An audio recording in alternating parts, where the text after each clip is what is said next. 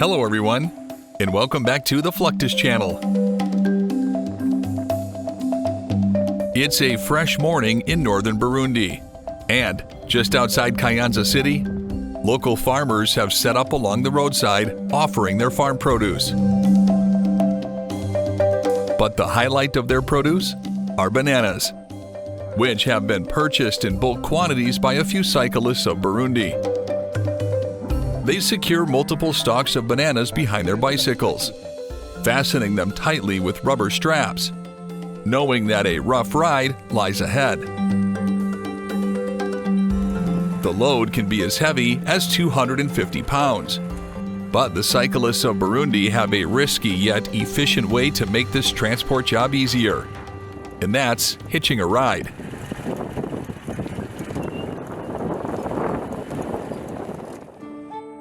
At the roadside, cyclists wait, looking out for a pickup or flatbed trucks with containers, anything with enough speed and power to help them conquer the steep terrain ahead. Once a ride is arranged, the cyclists just hold on to the tailgate or cargo cage of the vehicle.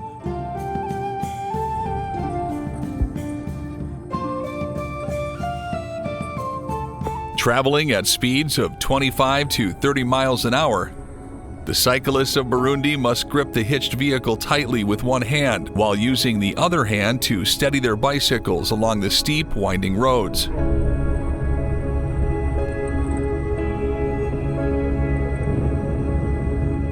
Some truck drivers even look out for the hitching cyclists, slowing down or adjusting their driving to protect the cyclists tethered behind them. While hitching a ride helps the cyclists of Burundi reach their destinations faster, they often choose to pedal manually when the terrain is flatter and less demanding.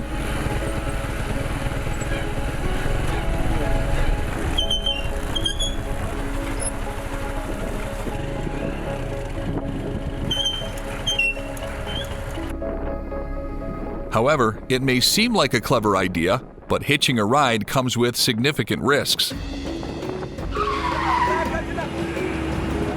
Especially given the rough terrain, high speeds, and the heavy loads the cyclists carry.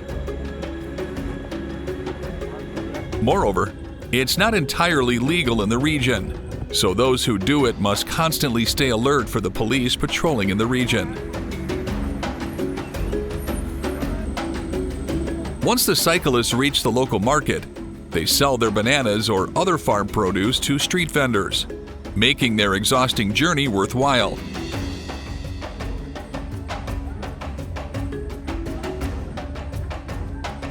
Bananas are a staple food in Burundi. They are an important part of the diet and are used in various forms, including cooked, fried, or in stews.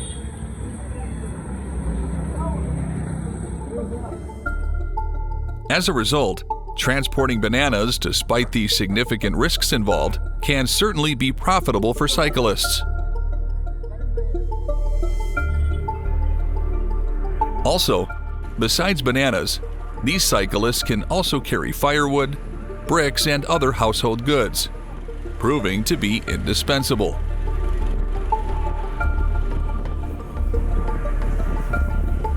Burundi is a small, landlocked country in East Africa, known for its rolling hills, vibrant culture, and deeply agrarian economy. Despite limited infrastructure, the people of Burundi, such as the hitching cyclists, have found ingenious ways to sustain their livelihood. Such is the case of yet another African country, who also boast similar transportation techniques using their special handmade bicycles or chukudus.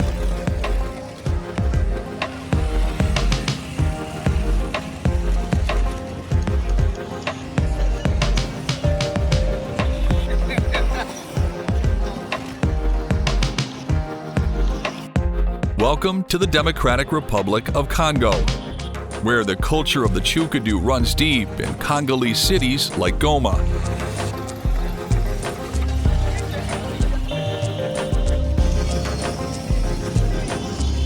For many here, owning a chukudu is a sign of economic opportunity.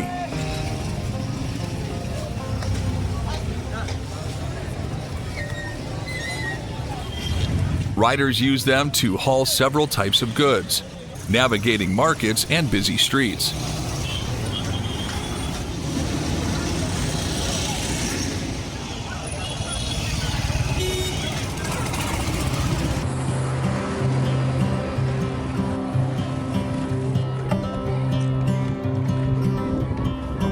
These handmade wooden scooters are a lifeline for the people of this city.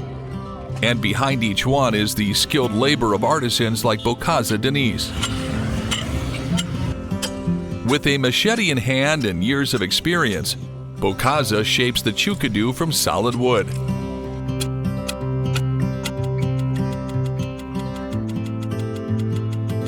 Starting with carving the wheels with great precision. For this, Bokaza doesn't just rely on basic tools. One of his clever inventions is a simple compass made from a stick and 2 nails. This helps him make nearly perfectly round wheels, which he fine-tunes with his machete.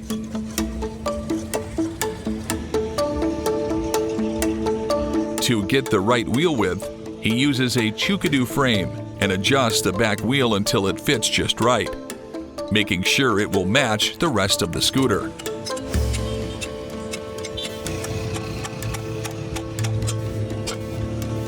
Though most of the chukudu is made from wood, Bokaza adds metal parts like bearings and springs to make it move smoothly.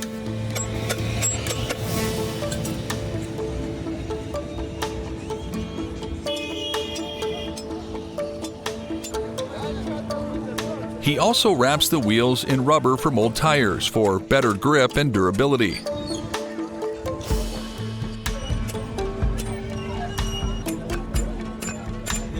The nailed tire from the old wheel is taken off using a hammer and may be reused for the new wheel. Every part is put together by hand, with careful cuts and attention to detail.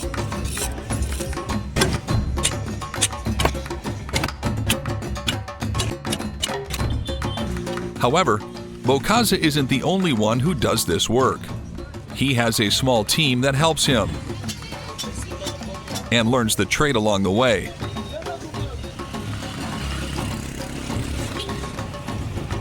This passing of skills ensures the tradition continues, and soon others will be able to build their own chukudus.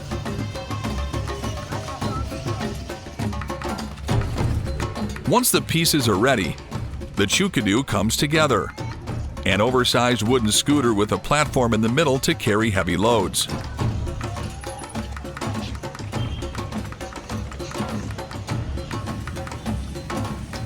On flat ground, operators push the chukudu forward.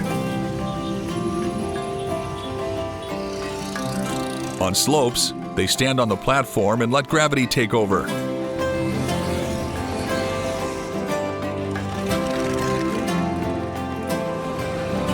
Sometimes, they even hitch a ride from passing motorbike riders, forming a chain of chukudus speeding through the streets.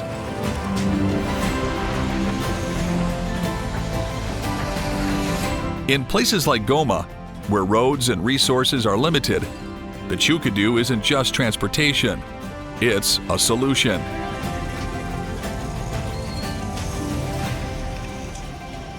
For years, it's been a key part of how goods move around the city, a true example of local innovation. Such inventions highlight the talent and versatility that people have when designing and creating these vehicles.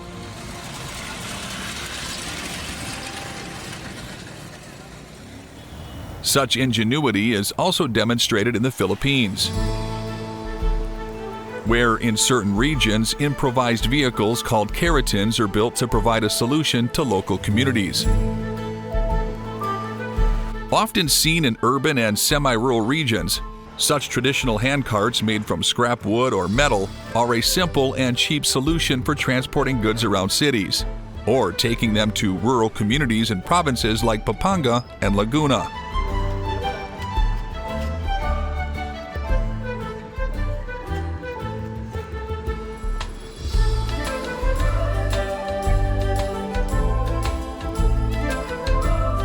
These communities usually require basic products, such as drinking water, so drivers carry several gallons to distribute among homes.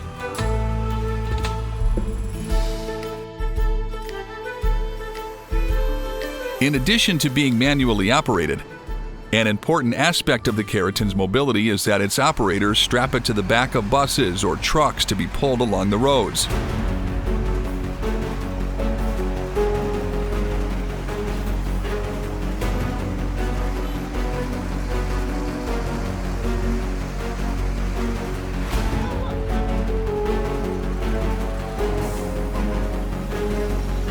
It's an efficient method for traveling long distances, and it only depends on the resistance of the rope or cable with which the Keratin is tied.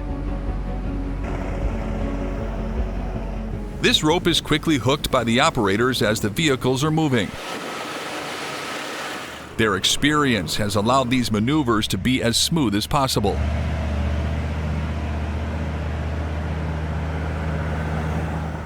Although operators take advantage of other vehicles to move around, they must also be able to maneuver while being dragged. That is why the Keratins have a basic steering system using a steering column or bicycle handlebars. When they reach their destination, they release the rope and maneuver to the place. One by one, they pass each home, delivering the products to the inhabitants. In the case of water, the operators distribute it in the containers that each of the homes has.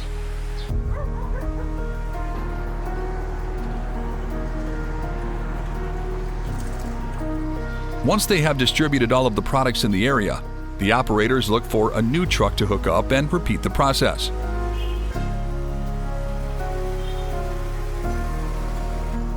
Thanks to this utility, the Keratin remains one of the most popular means of transporting goods in the Philippines.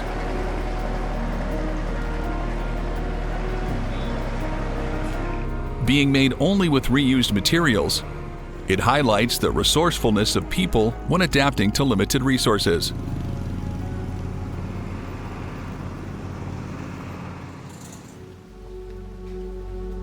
Similar aptitude is also shown by people living in El Salvador's mountainous regions, building and riding their caritas up and down the hills.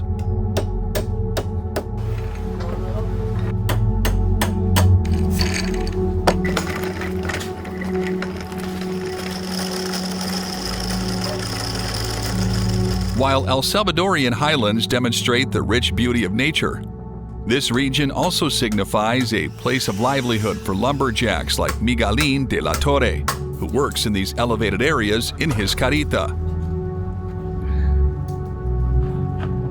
These primitive vehicles hand-built by the lumberjack like Miguelín are an important part of their job, which helps them quickly transport tons of logs downhill.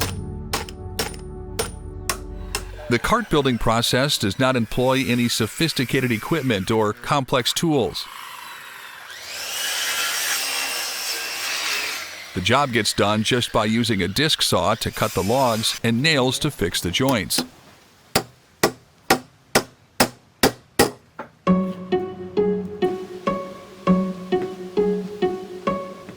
Operating with just gravity and no external propulsion, Miguelín does not incur any extra expenses like fuel or spare parts for his vehicle. With his carreta, Miguelín ventures into the high areas of the mountains to collect logs.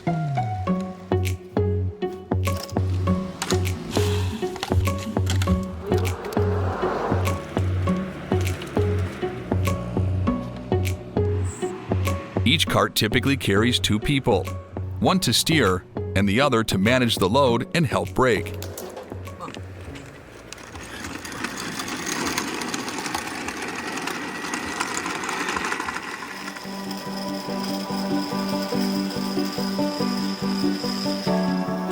Braking involves foot pressure on the ground or using a wooden rope mechanism.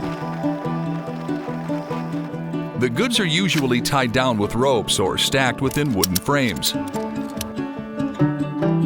Operators use a coordinated technique, pushing off from the top of a hill, then riding the momentum downhill, often at high speeds, requiring razor-sharp reflexes and teamwork.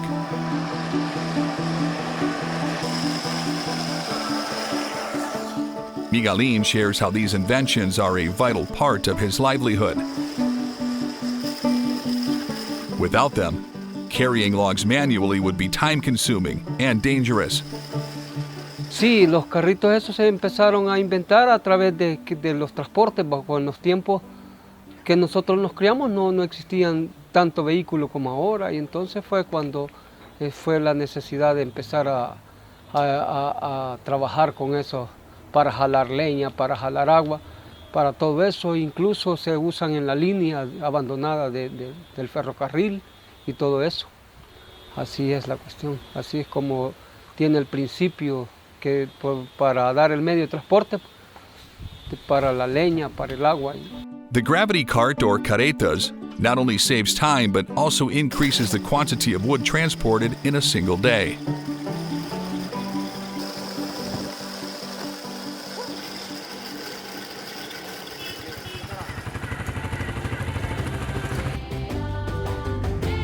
Across the world, from Burundi's hitching cyclists to El Salvador's gravity carts, simple yet powerful inventions have helped people move goods, sustain businesses, and support their families.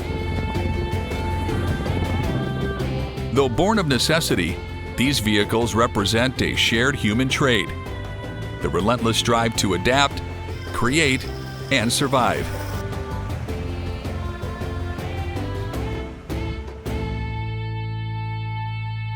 That's the end of this video. I hope you enjoyed it. Make sure to subscribe to this channel so you don't miss any of our new content. See you next time.